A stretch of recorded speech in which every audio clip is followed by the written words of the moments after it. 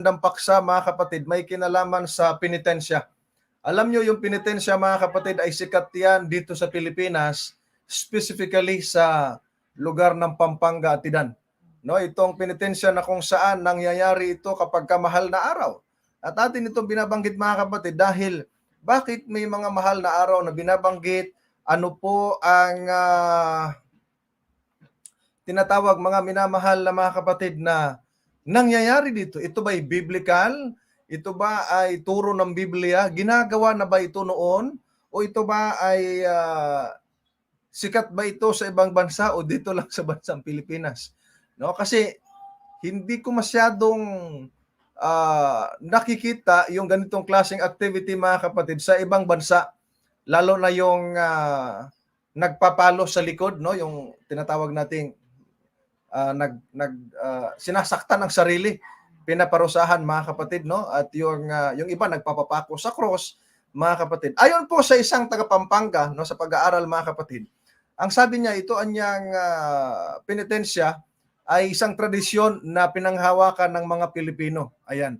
So ayon sa isang taga Pampanga, ay ito isang tradisyon, ito taga Pampanga ito, na pinanghawakan ng mga Pilipino during Holy Week na binabanggit nila. Kaya lamang I was wondering, bakit tinatawag nila itong mahal na araw, pero ang English ay Holy Week. Kita nyo? Napansin mo ba, Tidan? Holy Week, pero mahal na araw. Dapat holiday. Di ba? Kita nyo mga kapatid? Para tuloy, Aba Ginoong Maria. Mga kapatid. So dito, ang sabi nila, especially on Monday, Thursday, and Good Friday, mga kapatid, na ito anyang penitensya ay galing sa French at Latin na salita na penitensya, meaning repentance at the desire to be forgiven. So ang kahulugan na niyan itong penitensya mga kapatid ay pagsisisi, no? Yung pagnanais nilang mapatawad sa kanilang mga kasalanan, mga kapatid. At ang sabi rito, while a Holy Week procession is a public ritual march of clergy and penitents which takes place during Holy Week in countries which have a Roman Catholic culture. Ayan, nakita niyo mga kapatid, ayon dito sa taga Pampanga, ayon sa kanyang page na Going Places, Travels and Tours, ang sabi niya rito ay ito yung culture ng Roman Catholic at ito'y tradisyon. Ayan, kita niyo mga kapatid, no, yung pinapalo yung sarili. Mga kapatid, pinapalo, sinasaktan ang sarili, duguan, yung iba nagpapako sa cross. Kita niyo mga kapatid, have you seen that? Nangyayari yan once a year at yung tinatawag nilang mahal na araw. At ang sabi rito, in a country where Roman Catholics make up 81% of the population, it is no surprise that Filipinos have numerous traditional events during Holy Week. Now also, this is the reason why thousands of people from all over the nation and even foreigners visit our province. Ayan, yun ang sabi ng isang page na nakita ko. Ito'y paliwanag niya dahil si taga Pampanga, mga minamahal na mga kapatid. So itong penitensya pala na ginagawa nila, ang kahulugan nito mga kapatid ay repentance, pagsisisi. Kaso lamang, itong ginagawa nila mga kapatid na pagsisisi ay maling paraan. Okay? Maling paraan ng pagsisisi dahil sinasaktan yung sarili. Nakita niyo yung parang ano ba yung ginahawakan nila na pinapalo nila sa likod, no? Tapos naglalakad sila na nakapaalang at tinan, di ba? Doon sa, ewan ko saang lugar yan sa banda sa Pampanga, mga kapatid, no? Pinapalo nila, sinasaktan nila yung kanilang sarili, mga minamahal at yung iba nagpapapako. Kita niyo yan, yun nasa video mga kapatid, sa video, sa picture.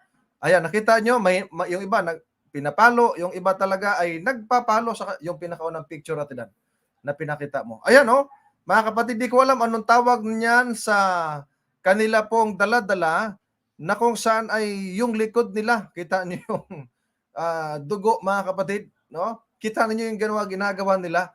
So ang tawag daw niyan ay penitensya at pagsisisi.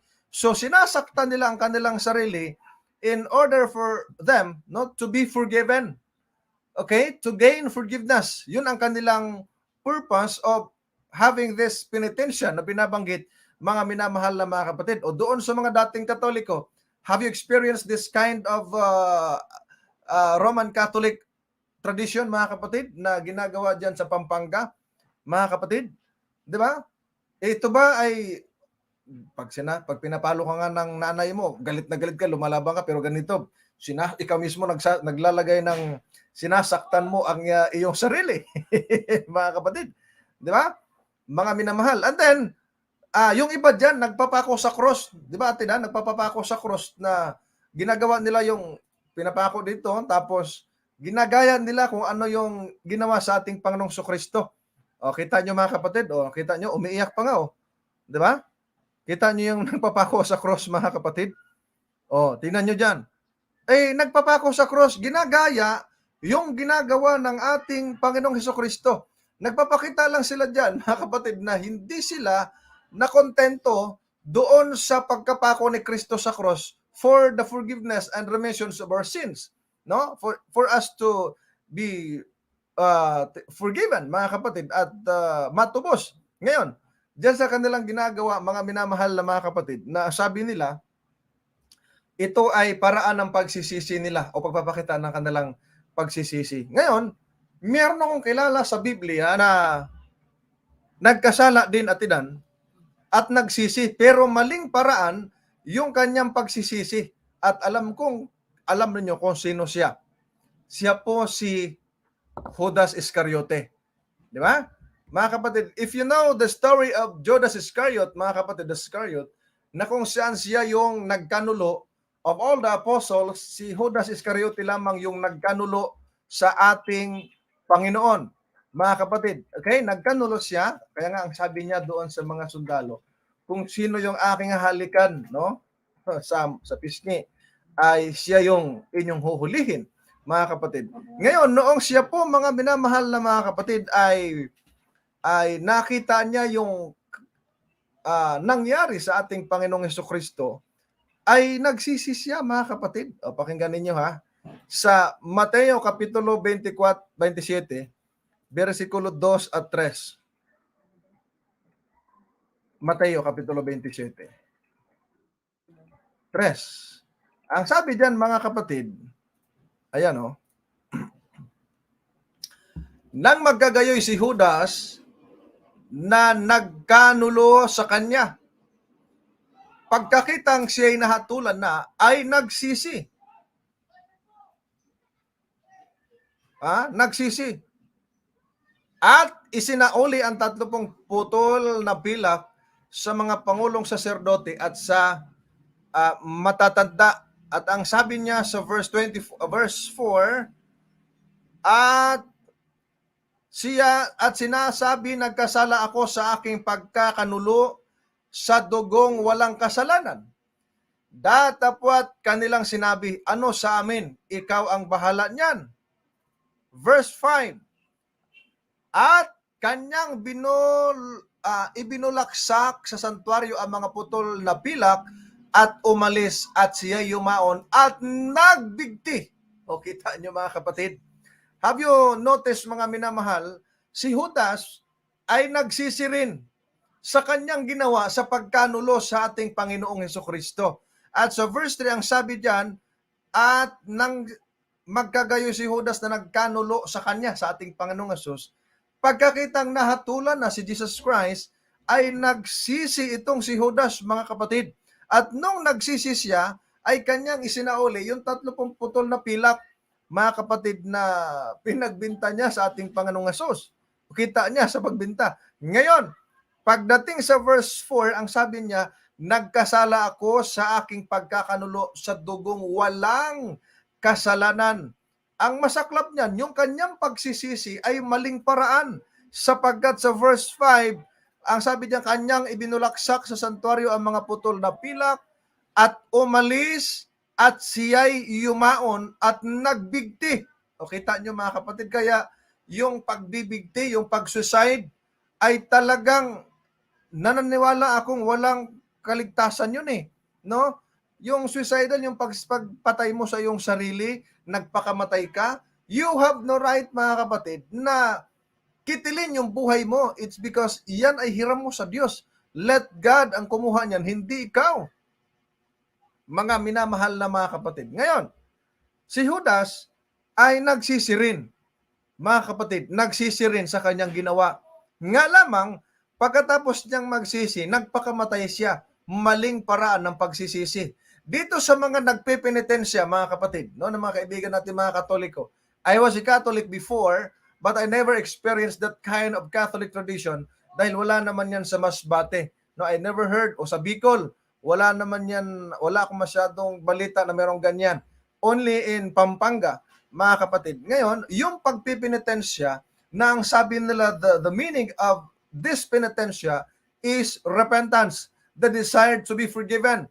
Yes, kung ito ay repentance at desire to be forgiven, ano ang iyong gagawin? Nung ikay nagsisi, mali yung pagsisisi dahil ang ginagawa nila ay sinasaktan yung sarili nila, pinapalo, sinusugatan, dinuduguan, naglalakad sila na pinapalo yung likod, and then naglalakad na walang tsinelas, yung iba ay nagpapapako sa cross. Ito ay malaking insulto sa ginawa ng ating Panginoong Jesucristong pagtubos sa atin.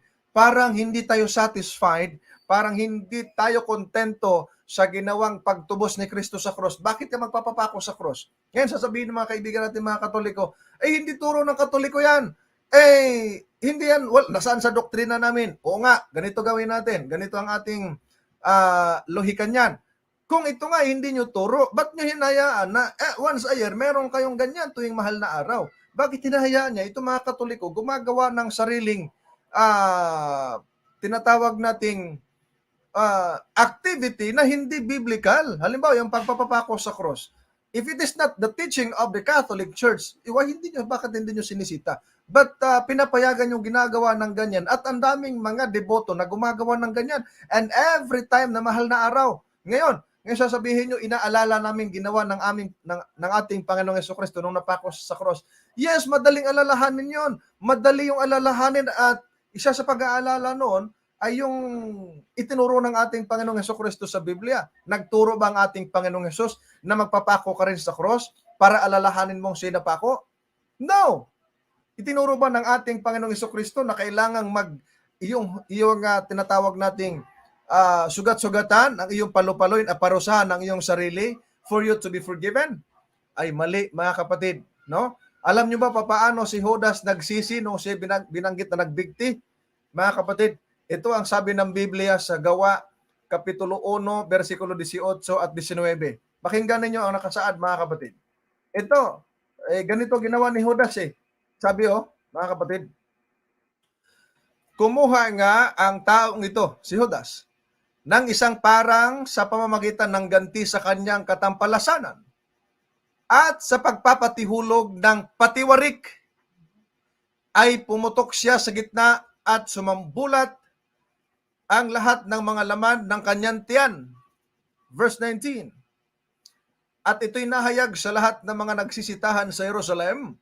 Ano pat tinawag ang parang na yaon sa kanilang uwika na Aseldama. Sa makatuwid bagay ang parang ng dugo o tinatawag itong ang bukid ng dugo. So dito mga kapatid, ayon sa ang salita ng Diyos version, mga kapatid, ang sabi dito, pero bumili si Judas ng lupa mula sa perang isinuhol sa kanya sa pagtatraidor niya kay Jesus. At doon ay pasubsob siyang nahulog. O di ba mga kapatid, nagpatiwarik, mga minamahal. Pumutok ang kanyang tiyan at lumabas ang kanyang bituka. O kita nyo mga kapatid, siguro bilog ang tiyan ni Judas. Malaki ang tiyan. Kaya nung nagpatiwarog, sumambulat mga kapatid yung kanyang tiyan. At ang sabi nito mga kapatid, of course siya ay namatay. At ito'y nahayag sa lahat ng nagsisitahan sa Jerusalem. Mga kapatid, no, lumaganap at kumalat yung balita na si Judas sa kanyang pagsisi nagpakamatay. Mga kapatid, wrong repentance yun. Maling pagsisisi. Mga kapatid. Bakit mali? Dahil yung pagsisisi niya ay nagpakamatay siya, mga kapatid. Yung ginagawa ng mga Katoliko ng penitensya, nagsisisi, hala, bunal, palo dito sa likod, mga kapatid, tapos lakad hanggang sa, ewan ko ba, sino ba na, I don't know mga kapatid, no? I don't know bakit naging ganyan yung katuruan na even in the early Christian history, walang ganong ginagawa mga kapatid ko. Ang ginawa lang ng mga apostol ay nangaral at ipinangaral ang ating Panginoong Kristo na itong si Jesus na namatay sa krus at siyang Kristo ang Mesiyas, ang manliligtas, ang tagapagligtas sa bawat isa sa atin. Yun ang ginagawa nila, mga kapatid. Ito sa kanila, inaalala nila, pero sinasaktan ang kanilang mga sarili, mga minamahal na mga kapatid. Ngayon, sa Biblia ay may binabanggit po na pagpapasakit sa sarili at tinan, no? Yung pagpapahirap. Colosas Kapitulo 2, versikulo 23, ay ganito ang ating mababasa. Awi ka dyan ganito. Ang mga bagay na iyay katotohanang merong anyo ng karunungan sa pagsambang kusa at sa pagpapakababa at sa pagpapakahirap sa katawan. Ngunit walang anumang kabuluhan na wala kaagad laban sa ikalalayaw ng laman. Ayan, dito mga minamahal na mga kapatid, makikita natin, sabi ni Apostol Pablo, ang mga bagay na iyay katotohanang merong anyo ng karunungan. No? Akala mo tama yung ginagawa. No? Mga kapatid, sa pagsambang kusa at pagpapakababa sa sarili at pagpapahirap sa katawan. Ba't mo pahirapan yung katawan? Ba't mo sasaktan? Mga kapatid, di ba? Di ba? Yung sabi niyan, pagsambang ko sa iniisip nila na ito'y paraan ng pagsamba. Ito'y paraan para mapuri ang Panginoon. No, it's not the right way. No, to give glory to God, to worship to God, to praise His name. Hindi po yan ang tamang paraan, mga minamahal na mga kapatid. No? Hindi po yan ang tamang paraan na magpenitensya ka para alalahanin mo ang Panginoon, mga kapatid. At ang sabi rin mga minamahal, pagpapahirap sa katawan ay mali po yan, mga minamahal na mga kapatid. No, ba't mo sasaktan ng iyong sarili? No, mga kapatid. Ngayon, kung wala nga naman doktrina ang mga kaibigan natin mga Katoliko ng ganito, ay bakit hindi ninyo pagbawalan yung gumagawa ng ganito, no, na sinasaktan ang sarili, debotong Katoliko, tapos nagpapahirap, nagpapapako sa cross, ito po ay hindi po ito tama. Okay? Hindi po ito biblical. Maling paraan ng pag-alaala sa atin pong mahal na Panginoon. Kahit si Sister Lourdes Gumana, no, dating madre po yan mga kapatid. Ay tutol siya at that's very unbiblical na ganun ang gagawin mga mahal na mga kapatid. Di ba? Yung magpenitensya, nalaman ko na nga lang yung penitensya atidan noong may internet na Dahil wala, di naman yan uso sa lugar namin, mga kapatid. Di yan uso sa lugar namin yung penitensya. Wala yan, mga kapatid, at hindi yan binalita. Binalita lang yan sa TV. Ayan, sa TV. Wala naman TV sa probinsya, walang kuryente. Nalaman na may internet na, ba't may mga penitensya pala, mga kapatid? At sabi ng Biblia, yung pagpapahirap sa katawan ay hindi na dapat yun, mga kapatid. No, anyo ng karunungan pero wala talaga, kapatid. Di ba? Parang ano lang yan anyo ng kabanalan pero walang kabanalan. Yung ikalawang Timoteo 3:5, lagay mo nga sa screen natin. Yung unang Timoteo, ikalawang Timoteo 3:5. Sabi diyan, na may anyo ng kabanalan, datapot tinanggihan ang kapangyarihan nito. Lumayo ka rin naman sa mga ito. Kita nyo, sabi ni Apostol Pablo. Di ba? Yan yung tinatawag nating mga pangyari sa huling araw, mga kapatid. Makikita mo, parang banal na banal. Pero wala talaga. Walang kabanalan tinatanggihan. Ang kapangyarihan ng kabanalan.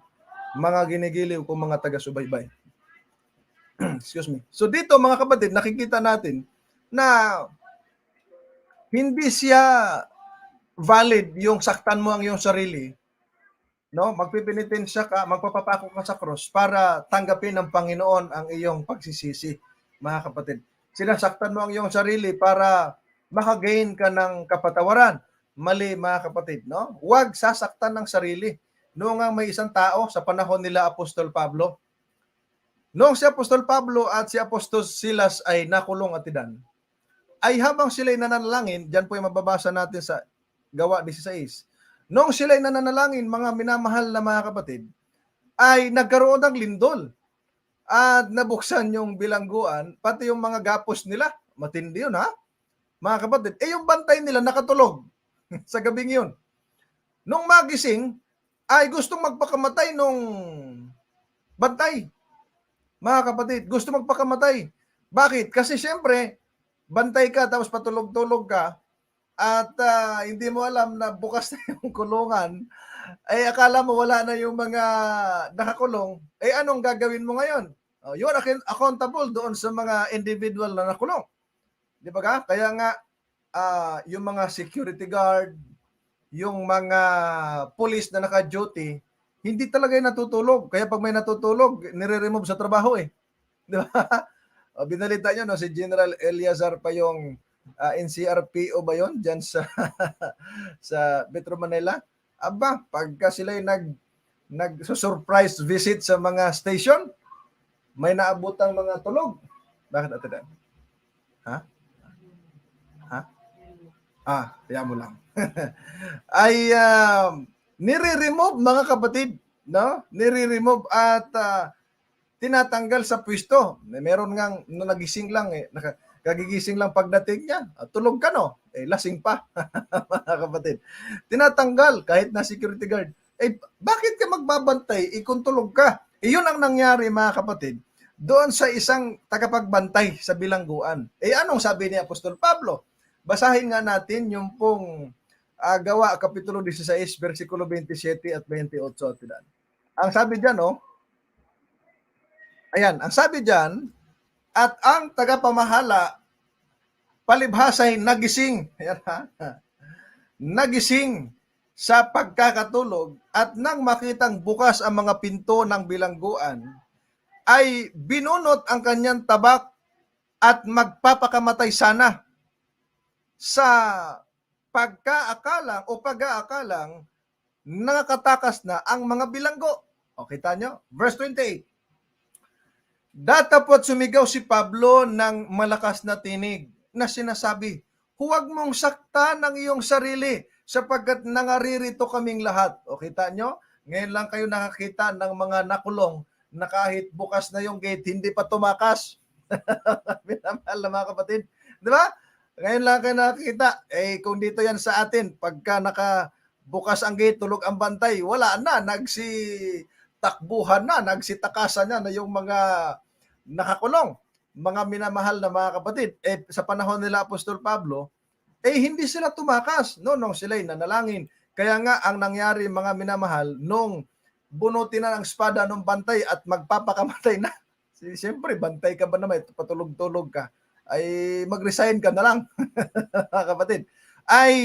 Sabi ni Apostol Pablo, huwag mong saktan ang iyong sarili, mga minamahal na mga kapatid. Okay? Tapos, anong nangyari, mga kapatid, ay siniran niya, mga minamahal na mga kapatid, no? Siniran niya ng salita ng Diyos. At ang sabi ng bantay, ano ang aking gagawin, no? Para ako'y maligtas. Sabi ni Apostol Pablo, ay manampalataya ka sa Panginoong Hesus at maliligtas ka at ikaw ang iyong sambahayan. Kung yung mga nagpipinitensya ngayon, kung nandyan lang si Apostol Pablo, baka sumigaw rin si Apostol Pablo na ganito, mga kapatid, huwag niyong saktan ang inyong sarili. Okay? Walang kwenta yan. Walang kwenta yan. Magtatanong ngayon yung mga tao, yung nagpipinitensya, yung nagpapako sa cross at nagpumapalo ng katawan. Anong gagawin namin? Magsisi at manampalataya sa Panginoon upang maligtas. Yan ang sagot ni Apostol Pablo, mga kapatid. Yan ang sagot ni Apostol Pablo. Hindi, tawag natin, hindi ito requirements, hindi tuturo ng Biblia na magkaroon ng pagsasakit sa iyong sarili o yung pagpaparusa, sinasaktan mo para makagain ka ng forgiveness. Sabi nga ng Biblia, di ba, ginagamit natin ito Unang Korinto 3:16 at 17. Huwag mong gibain, huwag mong sirain yung templo. O basa. Hindi ba ganinyo nalalaman, kayo'y templo ng Diyos at ang Espiritu ng Diyos ay nananahan sa inyo? 17. Kung gibain ng sino man ang templo ng Diyos, siya ay gigiba ng Diyos sapagkat ang templo ng Diyos ay banal. At ang templong ito, ang templong ito ay kayo, mga ginigiliw kong mga kapatid. Kaya makikita ninyo, pag gibain ng sino man ang templo ng Diyos, gigibain din siya ng Diyos sapagkat ang templo ng Diyos ay banal. At ang templong ito ay kayo. O kita nyo mga minamahal na mga kapatid. O dyan makikita natin na hindi pala pinapasira yung katawan natin. Ba't mo sasaktan? Ayaw nga ng Panginoon magkasakit ka tapos banat-banatan mo ng mga pampasugat sa likod. Mga minamahal. It's not the requirement for you to be forgiven, mga kapatid. Hindi yan. Dahil binili ka na ng isang halaga. Unang Korinto 6, 19 at 20. Binili, luwalhatiin mo na lang ang Panginoon, sumampalataya ka na lang. At ang tamang pagsisisi, hindi yung pagsisisi ng pagpapako sa cross.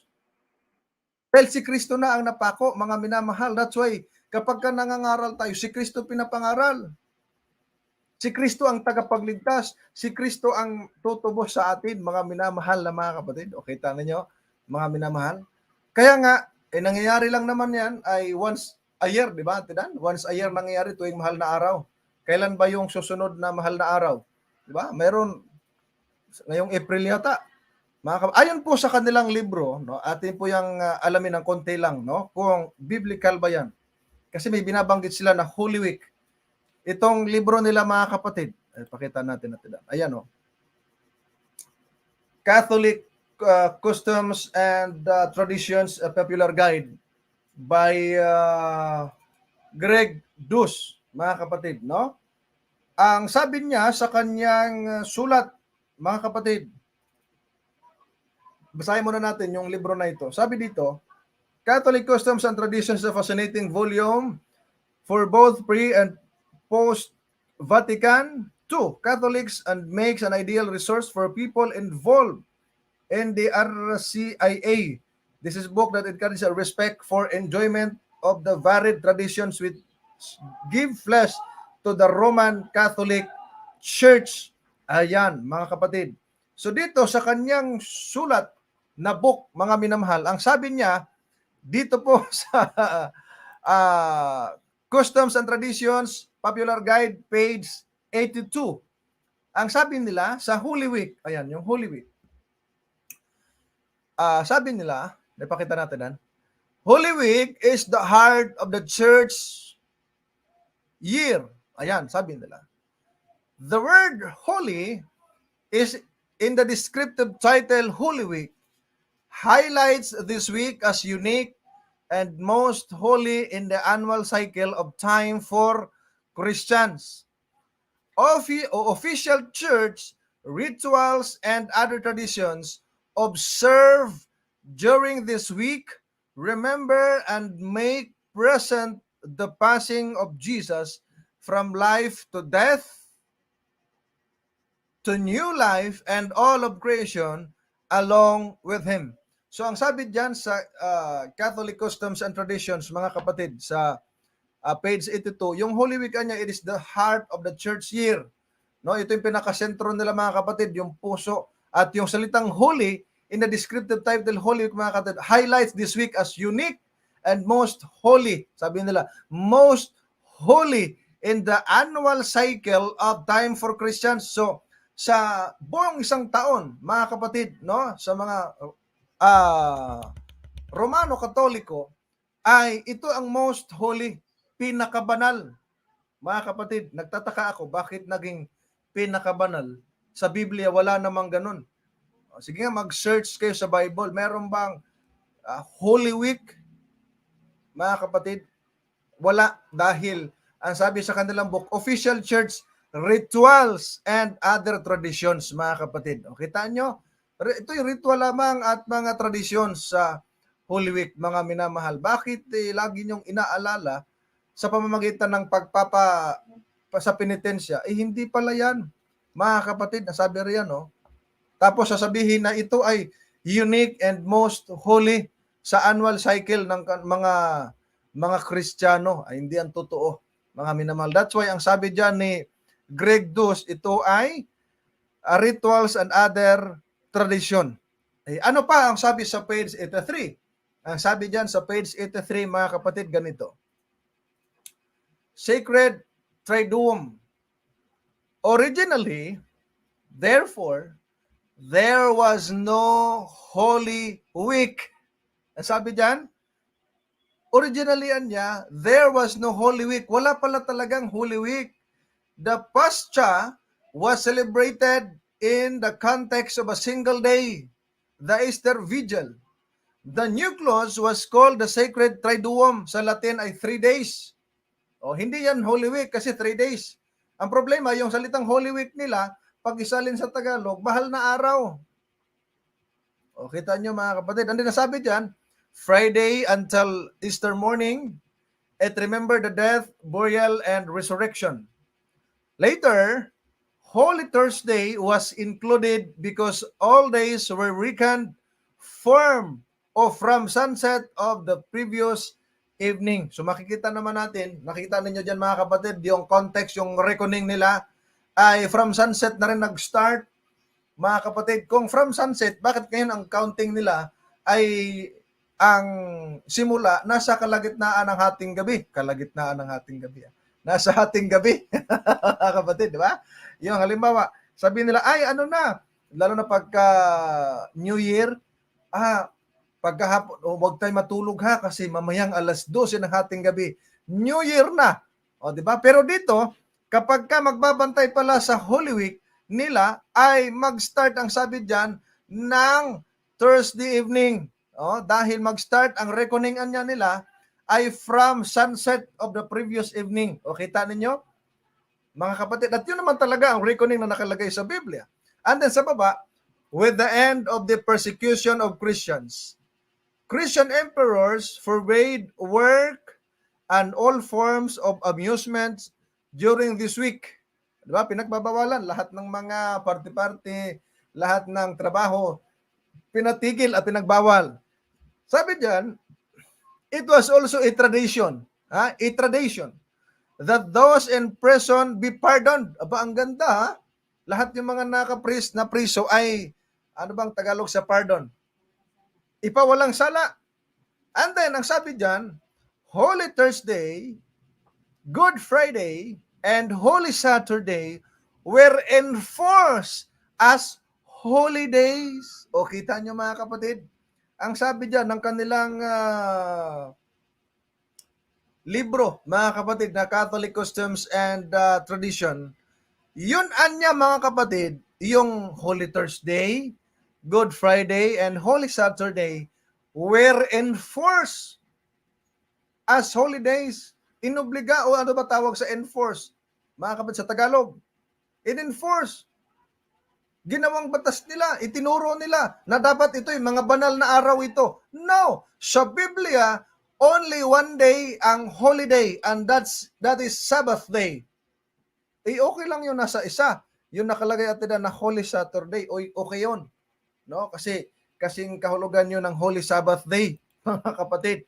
Ang problema, kung sasabihin pa nila ay mga banal na araw, in-enforce lang pala nila yan, hindi pala talaga biblical, mga ginigiliw ko, mga kapatid. Di ba?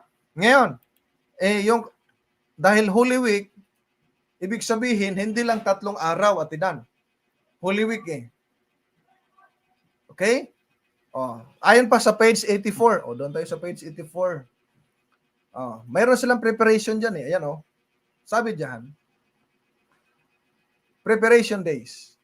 Monday, Tuesday, and Wednesday of Holy Week are preparation days, both spiritually and physically, for the holy days to come later in the week. Kita nyo, mga kapatid, holy days at saka yung both spiritually and physically. Meron silang preparation yung Monday, Tuesday, and Wednesday. Pero, alam nyo ba na sa Pasyong Mahal, dito, mga kapatid, dito sa kanilang Pasyong Mahal, kanina binasa natin yung Catholic Customs and Traditions. Alam nyo, ang dami dito sa book nila, mga kapatid.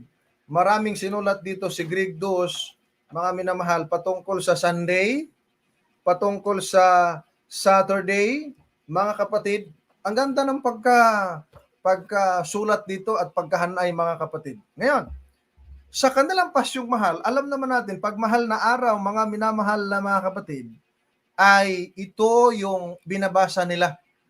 Di ba, Ate Dan? Ito yung binabasa, yung ang elder na sa rooftop, marunong pa umawit nito, nung Katoliko pa siya, si Elder Robert. Yung mga dating Katoliko na mahilig magpasyong mahal, na habang binabasa nila na nakalagay pa rito, ang Sabado'y ipangilin. Di ba, mga kapatid? Ewan ko kung tama yung aking kanta.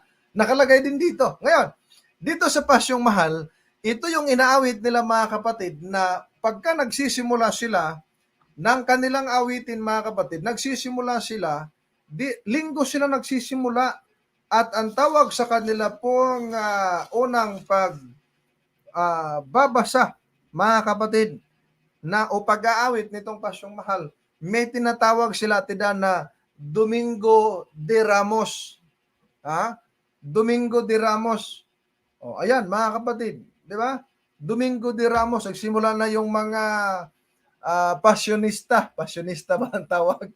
Ang tawag sa kumakanta ng pasyong mahal, ay kayo mga dating Katoliko, ano tawag doon sa mga kumakanta ng pasyong mahal? Hindi ba pasyonista? Mga kapatid. Ngayon, sa page, page 68, no? Yung Domingo de Ramos, tapos kinabukasan, Lunes Santo na. Doon sa Lunes Santo, sa page 71, yun ang pinabasa nila. And then, Martes Santo, di ba? Tapos, Miyerkules Santo. Then, Huwebes Santo at Viernes Santo. Yan ang ginagamit nila pagka kumakanta sila, at ganito yung ginagamit nila pasyong mahal, mga kapatid, no? So, dyan, makikita natin ay talagang ino-honor nila buong isang linggo at kung ano-ano mga ginagawa nila ng mga tradition at mga rituals, which is, it's not requirement for salvation, it's not requirement in order for you to be forgiven, hindi. At hindi din yan requirement para ikaw ay patawarin sa iyong pagsisisi, mga kapatid. Okay? Hindi rin yan requirement. Tapos, may nakalagay pagka Sunday, di ba yung Easter Sunday na batawag doon? No? Yung linggo ng pagkabuhay, mga minamahal na mga kapatid. Tapos yung Sabado ay Sabado de Gloria. Yan ba yung tama ba yun? Sabado de Gloria, mga kapatid. Alam pa lang nila at merong Sabado de Gloria, meron ding linggo ng pagkabuhay. Pero ang mali lang, yung hinayaan nila yung mga membro nila, mga kapatid, no? Na magano sa kanilang katawan. Magpalo, sasaktan yung sarili, parusahan, magpapako sa krus. Naalala ko pa yung nasa school pa ako noon, merong isang taga Pampanga, Tinan. Nagpapako sa cross, mahaba pa naman ang buhok, ginagaya talaga si Kristo daw sa kanilang pagpapako. Noong nagpapako siya, masyadong mataas yung ginamit na kahoy. And then, hindi masyadong matibay siguro yung pagkapako sa kanya. Nung inangat na, nahulog. Mga kapatid, nahulog. Napanood nyo ba yun? Nag-viral yun, mga kapatid. Di ba? Nag-viral yun na nahulog doon sa cross, mga kapatid. Yung nagpapako sa cross. Mga minamahal. Di ba ka?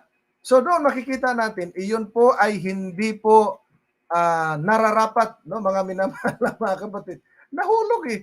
Nahulog di ko alam kung hanapin mo ngayon natin, ipalabas mo dyan. Nahulog, mga kapatid. Nag-viral yun. At krinetik pa at pinuna. Bakit naman nagpapapako pa sa cross? Walang kwenta yan. Hindi naman yan dahilan o hindi naman yan tinatawag nating requirements para maligtas ka. Hindi yan paraan para ikay mapatawad dahil hindi yan inutos ng ating Panginoon, mga minamahal na mga kapatid. Di ba ka? Hindi yan. Kasi kung yan pa ay itinuro, dapat noon pa, meron nang gumagawa ng ganyan. Mga apostol, hindi naman nagpapako sa cross eh. Yung mga nanampalataya nung araw, yung mga hintil na mga tumanggap sa ating Panginoon, wala akong nakarecord sa Biblia na nagpapako din sila sa cross. Manapa, sumampalataya sila na ang ating Panginoon ay namatay sa cross para tayo matubos, mga kapatid. Yun ang ating sampalatayanan, mga minamahal na mga kapatid. Kaya nga, ang sabi sa Hebreo Kapitulo Yes, versikulo 10 hanggang 12, ang sabi ganito. Sa kaloobang yaon, tayo'y pinapaging banal sa pamamagitan ng pagkahandog ng katawan ni Kristo na minsan magpakailanman. At katotohanan, ang bawat saserdote na araw-araw ay nangangasiwa ng patayo at naghahandog na madalas ng gayon ding mga hain na hindi makaalis kailanpaman ng mga kasalanan. Ngunit siya, si Kristo, nang makapaghandog ng isa lamang hain patungkol sa mga kasalanan, magpakailanman ay umupo sa kanan ng Diyos. Dito mga kapatid, makikita natin, si Kristo, sa pamamagitan ng paghahandog niya ng kanyang katawan, no, yung pagkapako niya sa cross, ay minsan at magpakailanman. Verse 11, makikita natin na dito, yung mga saserdote nga, everyday, nangasiwa sila at naghahandog ng madalas ng hain na hindi makapag-alis kailanman ng kasalanan. Ay, yung handog nga ng mga pari at ilan, no? Hindi makapag-alis ng kasalanan. Yung pabang nila, yung pabang, nagpapako ka rin sa cross, nagpipinitensya ka, nagpapako ka sa cross, tapos pinapalo mo yung likod mo. Kita nyo mga kapatid, ay hindi, walang kwenta yon mga kapatid, no? Hindi yon ang paraan ng pagsisisi. Gaya ng binanggit natin kanina, si Judas nagsisi rin, pero nagpakamatay. Meron ka ito. Sige, pakita mo nga. Ay!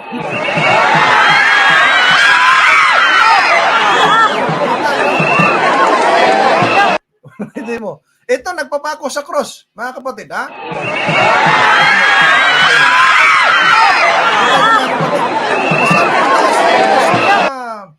Pinaglagyan.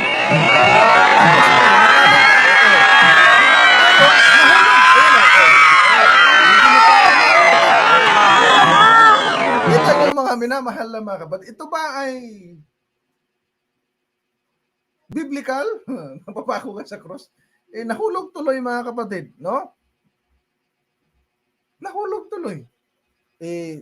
Kung hindi mamatay sa pako, baka mamatay sa nahulog mga kapatid. Di ba ga? Ang dahilan ng pagpako sa cross ng ating Panginoong Jesucristo para matubos tayo, para tayo ay maligtas, tapos magpapako ka rin, walang kwenta mga minamahal na mga kapatid. O kita nyo yan mga kapatid?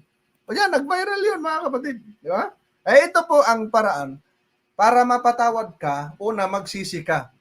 Ang tamang paraan ng pagsisisi ay pagtalikod sa iyong, ito ay pagkalungkot at pagtalikod sa iyong nagawang kasalanan at paglimot, pagbabagong buhay mga kapatid. Di ba? Kaya nga yun ang sabi ng ating apostol sa Gawa 3:19. Sabi ni Apostol Pedro. Sabi dyan mga kapatid, kaya nga mangagsisi kayo at mangagbalik loob upang mangapawi ang inyong mga kasalanan. Upang kung maggagayon ay magsidating ang mga panahon ng kaginhawaang mula sa harapan ng Panginoon. Mga kapatid, ang requirements, hindi yung magpapako ka ulit, tapos mahulog ka. Hindi yun, mga kapatid, ha? O di kaya, pinapalo mo yung likod mo. Maghanap ka nga dyan natin ng video na pinapalo talaga yung likod para makita nila, mga kapatid. Ha? Sabi ng talata, mangagsisi, repent, and turn to God. Magbalik loob sa Diyos para mapawi ang kasalanan upang kung magkagayon, mga kapatid, no? Mapawi ang mga kasalanan, no? At kung magkagayon, magsidating ang panahon ng kaginawang mula sa harapan ng Panginoon. Ako'y natawa doon sa, meron natin, ha? Ako'y natawa doon, reaction ng mga kapatid doon sa nahulog. Nakahawak pa sa tali yun, nahulog pa rin. Baka hindi matibay yung pagkapako sa kamay. Maliit yung pako, mga kapatid, hindi naging matagumpay yung kanila ginagawa, mga minamahal na mga kapatid ko kay Kristo. So, ayaw nakakaalam ng katotohanan, tell them the truth. Penitensya, it's not a requirement in order for you to be forgiven. Mga minamahal na mga kapatid. Kawikaan 28:13. Atinan, ilabas natin sa screen. Kawikaan 28:13. Ang sabi diyan sa Kawikaan 28:13, gawa yan natin ang gawa. Gawa yan. Kawikaan. Right? Ayan. Sabi diyan, siyang nagtatakip ng kanyang mga pagsalangsang ay hindi giginhawa. Ngunit ang nagpapahayag at nag-iiwan ng mga yaon ay magtatamo ng kaawaan. O, di ba ka?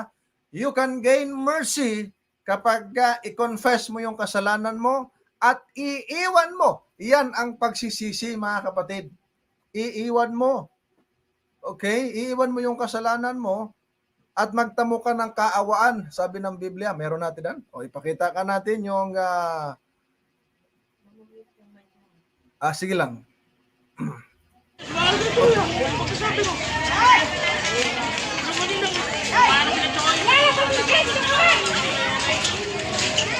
Hey, kita nyo mga kapatid, may nagbubuhat ng cross, meron namang nagpapalo sa likod. Kita nyo, tapos gano ng mukha. Anong purpose yan? Mga minamahal na mga kapatid. Kita nyo mga minamahal, sinasaktan. Hindi ako marinig.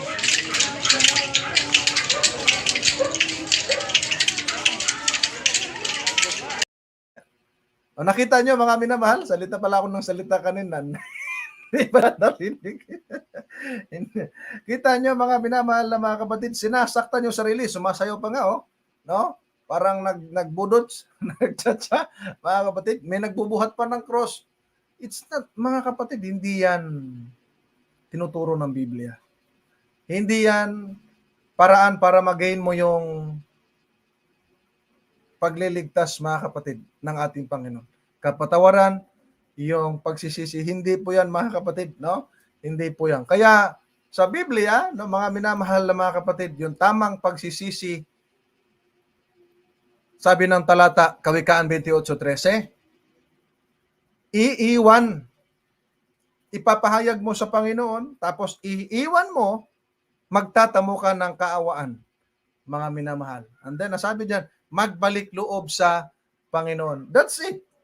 Sumampalataya ka sa ating Panginoon.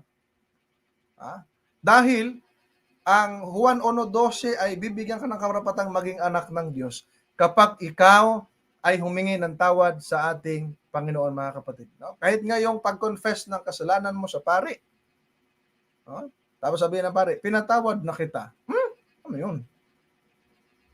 Wala yun, mga kapatid. No? Makikita natin, walang turo ang Biblia ang ganun. At sa Katoliko lang uso yung maraming tradisyon at mga rituals na hindi biblical, mga minamahal na mga kapatid. I hope and pray na kayo po ay natuto, no, ng ating pag-aaral at naging makabuluhan, mga kapatid, lalo na sa paparating na mahal na araw, yung Holy Week. Mga kapatid, share po ninyo yung video na ito para marami ang makinabang, mga minamahal na mga. Hanggang dyan lamang po muna. Medyo paos tayo ngayon. Dyan lamang po muna ang ating paglilingkod, mga minamahal na mga kapatid. Salamat po sa ating mga viewers na